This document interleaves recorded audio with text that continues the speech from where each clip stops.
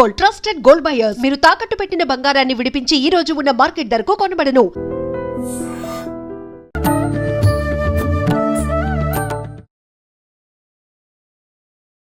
నమస్కారం, welcome to I dream.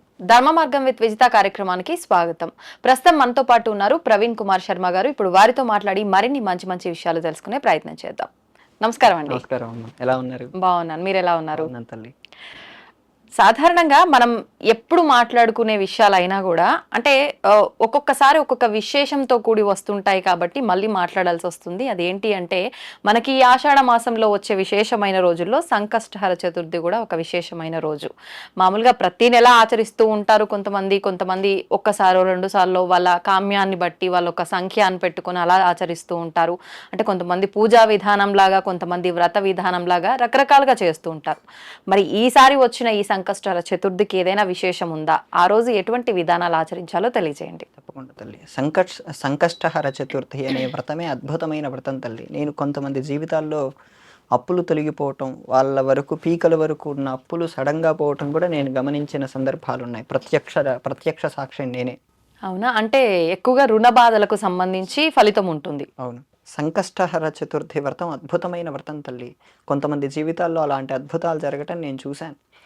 ప్రతి సంవత్సరం వచ్చేటువంటి భాద్రపద మాసంలో వచ్చే కృష్ణ చతుర్థికి ప్రాధాన్యత ఎక్కువగా ఉంటుంది. అంటే నెక్స్ట్ వచ్చేటువంటి, ఇప్పుడు ఆషాఢ మాసం కదా, నెక్స్ట్ వచ్చే మాసంలో ప్రాధాన్యత అంటే నెక్స్ట్ శ్రావణం తర్వాత భాద్రపదంలో వచ్చేటువంటి ఈ కృష్ణ చతుర్థికి ప్రాధాన్యత ఎక్కువగా ఉంటుంది. ఓకే, అంటే ఏం ప్రాధాన్యత అప్పుడు? సాధారణంగా ఏంటంటే ఆ రోజే ఈ వ్రతం మొదలైంది. అంటే కొత్తగా చేయాలనుకున్న వాళ్ళు ఆ రోజు ఆ మాసం నుంచి మొదలు పెట్టొచ్చు. 2 చెవితులు వస్తాయి మనకు, మీకు తెలిసిందే. శుక్ల చవితి, కృష్ణ చవితి. కృష్ణ చవితిని సంకటహర చతుర్థి అని, దాన్ని వరదా చవితి అని పిలుస్తారు. ఈ చవితిని పూజ చేయటం మొదలు పెట్టిన వారు ఎవరు అంటే, ఈ సంకటహర చతుర్థిని మొట్టమొదటగా ఎవరు చెప్పారంటే శివుడే చెప్పాడు తల్లి.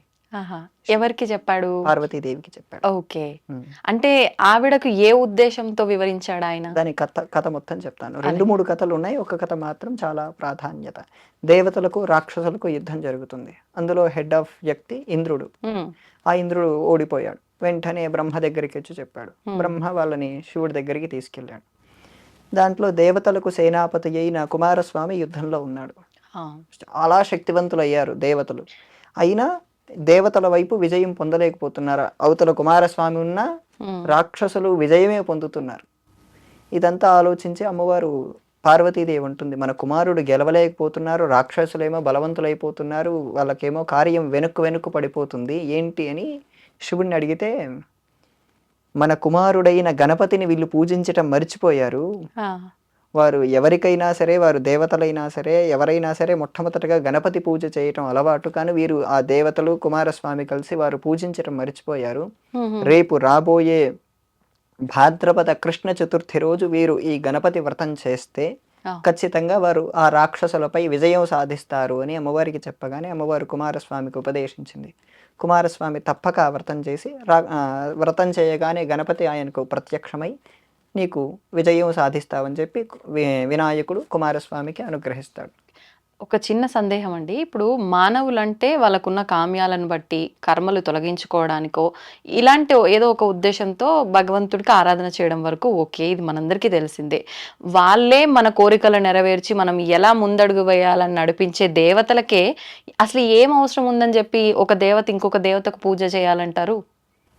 ఆ అవసరం మన కోసమే తల్లి, మన కోసమే. ఎలా అంటారు? ఇప్పుడు మనమే ఉన్నాము, మన సందర్భాన్ని ఎలా, ఆ సందర్భం నుంచి ఎలా బయటపడాలి అన్న ఉద్దేశం అక్కడ ఆ కథలో మనం సూచిస్తారు. అంటే మనకు ఒక ఉదాహరణ కోసం వాళ్ళలా చేస్తారు, వాళ్ళు ఆచరించి చూపిస్తారు. ఉదాహరణ అని చెప్పి ఊరుకోరు, వాళ్ళు ఆచరించి చూపిస్తారు. అంటే ఇప్పుడు ఇందాక మీరు అన్నట్టు దేవతలు సైతం ఆరాధించారు అంటే మానవ మాత్రం మనం ఖచ్చితంగా ఆరాధించాలనే ఉద్దేశం రావడం కోసం అంటారు. అంతేనమ్మా. ఇక్కడ ఆ వ్రతం అయ్యాక ప్రతి కృష్ణ చతుర్థికి దేవతలందరూ మొదలు పెట్టేవారు, ప్రతి దేవతలందరూ చేసేవాళ్ళు. సంకటహర వ్రతం అనేది అందరూ చేసేవారు. అప్పటి నుంచే అది మొదలైంది. దేవతల దగ్గర నుంచి ఈ సంకటహర చతుర్థి అనే వ్రతం పూర్తిగా మొదలైంది. కొంతమంది 12 ఏళ్ల పాటు చేస్తారు తల్లి. 12 ఏళ్ళు? 12 ఏళ్ళు, ప్రతి నెల ఒకటి. ఓ అలా పెట్టుకున్న వాళ్ళు ఉన్నారు. కొద్ది నెలల కిందట వాళ్ళు ఉద్వాసన చెప్తుంటే నేనే వెళ్ళొచ్చాను. 12 నెలల పాటు చేస్తున్న వాళ్ళ ఇంటికి. 12 నెలల సంవత్సరం. సారీ 12 సంవత్సరాలు. ఓకే. 12 నెలలనే విధానం కూడా ఉంది. ఆహా, అంటే ఇది వ్రత విధానం లాగా అనుకుంటాను అంతేనమ్మా, కదా. అంతే. ఆ వ్రతం అనేది వాళ్ళు ఇంత సంఖ్యని పెట్టుకుంటారు. ఆ సంఖ్యలో వాళ్ళ కామ్యం పూర్తవ్వాలి. ఇన్ని సంవత్సరాల పాటు చేస్తున్నారు మరి, అంటే దీనికి నియమాలు ఏమి ఉండవా అండి? నియమాలు రోజు ఉంటే నియమం కష్టమైపో ఉంటుందమ్మా. ఆ ఒక్క రోజు ఆ వరకు ఒక్కరోజు ఎటువంటి నియమాలు? ప్రతిరోజు అన్నిటికీ ఉన్నట్టే ఉదయాన్నే లేవటం, తల స్నానం చేయటం, హ్మ్. పూజ చేసుకోవటం, సంకల్పం చెప్పుకోవటం. హ్మ్. అన్ని వ్రతాల్లాగా ఈ వ్రతం సాయంత్రం పూట చేయటం తల్లి. సాయంత్రం పూట. సాయంత్రం పూట ఆ రోజు పూజ చేసుకోవటం, ఉండ్రాళ్ళు లాంటివి ఏవైనా చేయగలిగితే గరిక పెట్టి పూజ అయిపోయాక చంద్రుడిని దర్శనం చేసుకోవటం. ఈ వ్రతం చాలా సింపుల్ తల్లి, హ్మ్. కానీ కష్టాలు పూర్తిగా తొలగుతాయి ఎవరికైనా. గణపతి సాధారణంగా జ్ఞానానికి, బుద్ధికి ప్రతీక. హ్మ్. మన ఆలోచన శక్తి తొందరగా పెరగాలంటే గణపతిని ఆరాధించాలి. ఆ, మన శరీరంలో ఉండే మూలాధార చక్రం అనే దానికి కూడా గణపతే అధిపతి. అవును. అలా మన శరీరంలో ఉండే ఆలోచన శక్తి, శరీర కదలికలు అన్ని ఉత్పాదన అవ్వాలంటే గణపతిని ఆరాధించటం చాలా ఉత్తమమైనది. హ్మ్. హ్మ్. హ్మ్. అలా ఈ దేవతల్లో మొట్టమొదటగా కుమారస్వామి ఈ వ్రతాన్ని మొదలు పెట్టడం ద్వారా అది అందరూ కంటిన్యూ చేస్తున్నారు. కుమారస్వామి తర్వాత దేవతలు చేయటం, దేవతల తర్వాత అది ఋషులు ఆచరించటం, తర్వాత ఎవరికైనా రాజుల కష్టాలు వస్తే ఆ వ్రతం గురించి ఉపదేశించటం, అలా అది కంటిన్యూ అయ్యి ఈ రోజుటికి కంటిన్యూ అవుతూనే ఉంది తల్లి ఆ వ్రతం. ఓ, అంటే ఇప్పుడు ఆ రోజు వరకు నియమాలు అన్నారు. అంటే ఖచ్చితంగా సాయంకాల దీపారాధన అంటే మరి ఉదయం దీపారాధన చేయాలా వద్దా? చేయాలమ్మా. లేదంటే ఆలయానికి వెళ్ళొస్తే సరిపోతుందా? ఆ రోజు ఖచ్చితంగా ఆలయానికి వెళ్ళాలా, వెళ్ళకపోయినా పర్లేదా? మార్నింగ్ నుంచి అంతా ఉపవాసం ఉంటారు ఎక్కువ శాతం సంకష్టహర చతుర్థి అంటే. మరి కొంతమంది అంటారు ఈవినింగ్ పూజ అయిపోయిన తర్వాత ఆ నైవేద్యం మాత్రమే తీసుకోవాలి, ఇంకా ఆహారం ఏం తీసుకోకూడదు అని. కొంతమంది ఈ పూజా విధానం అంతా అయిపోయి ప్రసాదం తీసుకున్న తర్వాత భోజనం చేస్తూ ఉంటారు. అసలు ఏ విధంగా ఉండాలి ఈ విధానం? మీరు అడిగిన దాంట్లో 3 ప్రశ్నలు ఉన్నాయమ్మా. ఒకటి, దేవాలయానికి వెళ్ళాలా లేదా? ఆ రోజు ఉదయం మాత్రమే సాయంత్రం మాత్రమే దీపారాధన చేస్తే సరిపోతుందా? లేదు, 2 పూటలా దీపారాధన చేయాలి, 2 పూటలా స్నానం చేయాలి. ఆ. వారు దేవాలయానికి వెళ్ళటం, వెళ్ళకపోవటం అనేది ఆప్షనల్. ఓకే.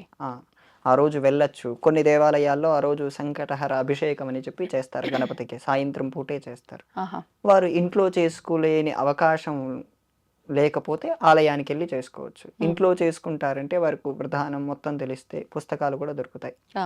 దాన్ని బట్టి వారు ఇంట్లో అయినా చేసుకోవచ్చు. ఇంట్లో చేసుకుంటే చంద్రోదయం అయ్యేంత వరకు ఆ పూజ జరగాలి తల్లి. అంటే ఎప్పుడు మొదలు పెట్టినా అప్పటి వరకు అది కంటిన్యూ అవుతూనే ఉండాలా? అంతేనమ్మా. ఉదాహరణకు చంద్రోదయం ప్రతిరోజు ఇంచుమించు 6:50 నుంచి 6:57 మధ్యలో అవుతుంది. అంటే మనం 6ంటికి మొదలు పెట్టామనుకోండి అంతే, సరిపోతుంది. ఓ 40 మినిట్స్. అది అయిపోయాక చంద్ర దర్శనం చేస్తే మన పూజ సమాప్తమై అప్పటి నుంచి ఇక్కడ కూడా మీదో ప్రశ్న ఉంది. భోజనమే చెయ్యాలా, ఆ ప్రసాదమే తీసుకోవాలా? అవును. 2 ఉన్నాయి తల్లి. మీరు ఆలోపే భోజనం వండారనుకోండి, అది ఇక్కడ గణపతికి నైవేద్యం పెడితే ప్రసాదం అయినట్టే కదా. అవును. సో అదైనా తీసుకోవచ్చు. కొంతమంది ఉండ్రాళ్ళు పెడతారు.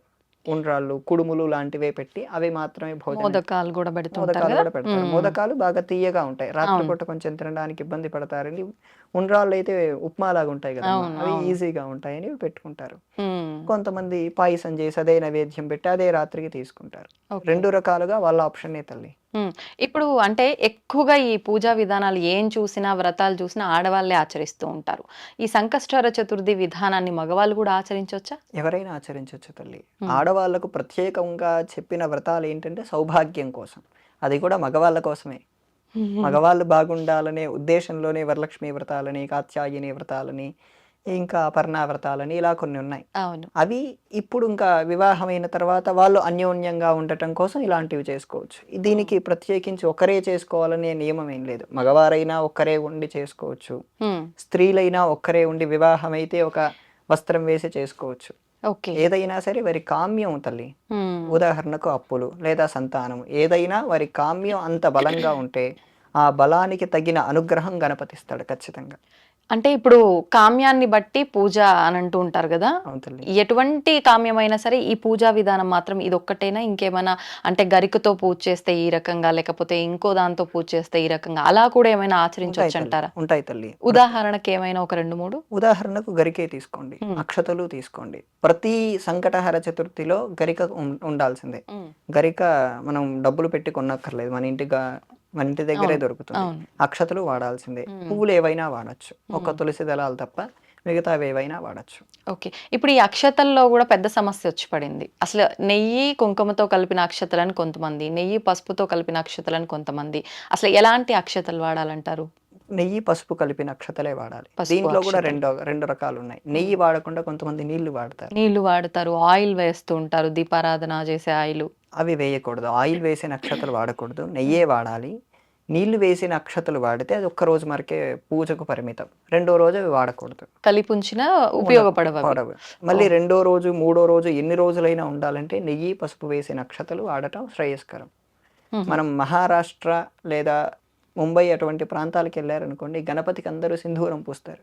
మీరు కాశీ వెళ్ళారనుకోండి, అవును, కాశీలో హనుమంతుడి సింధూరం కలర్ లోనే కనిపిస్తుంటాయి గణపతి విగ్రహాలు కూడా. కారణం ఏంటంటే అక్కడ సింధూరం కూడా గణపతికి ఇష్టమైన దానిగానే పెట్టి సింధూరంతో కూడా గణపతికి పూజ చేస్తారు. అంటే అది ప్రాంతీయ ఆచారం అనుకోవచ్చా? శాస్త్రాచారమే. మరి ఇప్పుడు మనం కూడా ఆచారం ఇక్కడ పాటించవచ్చు? అవసరం లేదు, మనకంటూ ఒక విధానం ఉంది ఇప్పుడు. ఎందుకంటే వాళ్ళకి అక్కడ ప్రాధాన్యత అలా ఇచ్చారు వాళ్ళు. అది దానికి కూడా ప్రమాణం ఉంది తల్లి. గణేష పురాణంలో దీనికి ఒక ఉదాహరణ కూడా ఉంది. సింధురాసురుడనే రాక్షసుడు ప్రజల్ని ఇబ్బంది పెడుతుంటే గణపతి చిన్న స్వరూపంలో బాల గణపతిగా వెళ్ళి అతన్ని చంపేసి అతన్ని శరీరాన్ని ఇలా చేసేసి మొత్తం శరీరానికి రాసుకున్నాడు. అప్పటి నుంచి అది సింధూరంగా వచ్చేసింది తల్లి. Okay okay. అలా సింధూరం పెట్టి గణపతి ముందు ఓ చిన్న తమలపాకు వేసి ఈ సింధూరంతో అర్చన చేసి పెట్టుకున్న ఖచ్చితంగా విజయం లభిస్తుంది. ఓకే. ఇప్పుడు ఈ విధానం అంతా ఆచరించాలి అని అంటే పసుపుతో గణపతిని చేసుకొని చేయాలా, లేదంటే మామూలుగా ఇంట్లో జిల్లేడుతో గణపతి కానివ్వండి, రకరకాల గణపతి పెట్టుకుంటారు, అలా ఉన్న దానికే మనం దీపారాధన చేసుకుంటే ఇదంతా చేస్తే సరిపోతుంది అంటారా? మీ ఇంట్లో బంగారు గణపతి ఉన్నా, వెండి గణపతి ఉన్నా, ఇప్పుడు చెప్పిన జిల్లేడు అర్క గణపతి ఉన్నా, ఏ గణపతి ఉన్నా పసుపు గణపతి చేశాకే మీరు ఆ పూజ చేయాలి తల్లి. ముందు ఖచ్చితంగా పసుపు గణపతి పూజ చేయాల్సిందే. దాన్ని హరిద్రా గణపతి అంటారు. ఎందుకనండి? ఇప్పుడు ఇక్కడ పసుపుతో అయినా గణపతి, అలా చేసిన గణపతి మహాగణపతి అవుతారు. ఇక్కడ నిర్విఘ్న గణపతి. అక్కడ మీరు పరమాత్మని పూజిస్తున్నారనే భావన మీకు కలగాలి. ఇక్కడ మీరు ఈ కార్యం పూర్తిగా అయ్యేంత వరకు ఈ గణపతిని మీరు ఆరాధించాలి. ఈ కార్యం పూర్తయిన తర్వాత మేము మహాగణపతిని పరమాత్మను ఆరాధిస్తున్నాం అనే భావంలో మీరు పూజ చేస్తేనే అది సరైన ఫలితాలు వస్తాయి తల్లి. అంటే మీరు 2 సార్లు పూజ చేయాల్సి వస్తుంది. అవును. ఎక్కడైనా మీరు ఇప్పుడు భాద్రపద మాసంలో వినాయక చవితికి అక్కడ ప్రతి మండపాల దగ్గర 2 సార్లు పూజలు జరుగుతాయి.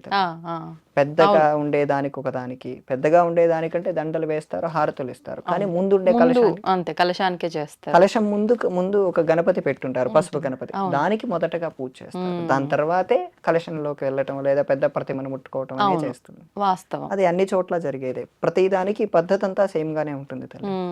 అంటే ఆ విధానాన్ని మనం ఇంట్లో కూడా ఆచరిస్తే. ఇప్పుడు ఆ పసుపు గణపతిని చేసిన తర్వాత ఆ గణపతిని మరుసటి రోజు తీయాలా?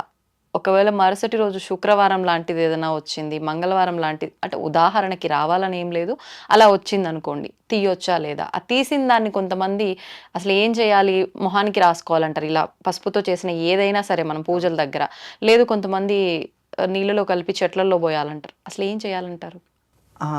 సాధారణంగా చంద్రోదయం అయ్యేటప్పుడే పూజకు ఉద్వాసన చెప్పేస్తారమ్మా. సాయంకాలమే చెప్పేస్తారా? మరుసటి రోజు శుక్రవారం అయినా మీకు సంబంధం లేదు. ఈసారి వచ్చేటువంటి వినాయక చవితి బుధవారం వస్తుంది. బుధ, గురు, శుక్ర 3 రోజులు చేసుకునే వాళ్ళకి ఇబ్బందే కదమ్మా. వరుసగా 3 రోజులు చేసుకోవచ్చు. అంటే సంకటహర చతుర్థి కాదు అనేది భాద్రపద మాసంలో వచ్చే వినాయక చవితి బుధవారం వస్తుంది. 3 రోజులు చేసుకునే వాళ్ళకి శుక్రవారం ఎండ్ అవుతుంది. శుక్రవారం తీయద్దు కదా. అప్పుడు శుక్రవారంతో కొలిపి శుక్రవారం కూడా పూజ చేసుకొని శనివారం ఉద్వాసన చెప్పుకుంటే సరిపోతుంది. అంటే అప్పుడు 3 రాత్రుల కిందన అంతేనమ్మా. నవరాత్రులు అంటే మనం చేసినట్టే కదా. అవును. అలా సంకటహర చతుర్థి అనేది ఒకవేళ శుక్రవారం వచ్చినా ఏ ఇబ్బంది ఉండదు. ఎందుకంటే మీరు గురువారం రాత్రే ఉద్వాసన చెప్తున్నారు. అప్పుడు తీసి పక్కన పెట్టారనుకోండి, మీరు అన్నారు పసుపు ముఖానికి రాసుకోవచ్చు అవకాశం ఉంటే, అవకాశం లేకపోతే మొక్కల్లో కూడా వేయచ్చు. 2 వారి సౌలభ్యమే. లేదా నీటిలో అయినా కలపచ్చు. ధన్యవాదాలండి. తవ్వుతూనే శివలింగం. సరే, దాన్ని అట్లా కప్పేసేయండి, చూపించదండి. Krishna is there. మూర్తి పూజ కాదు, సాక్షాత్ బ్రజేంద్ర నందన భగవాన్ ఉన్నారు మూర్తిలో. ఏమీ ఆశించకుండా ఆరాధించే వాళ్ళు కూడా ఉన్నారా ప్రభుజీ? నిజమైన భక్తి అంటే మనకు తెలియదు కాబట్టి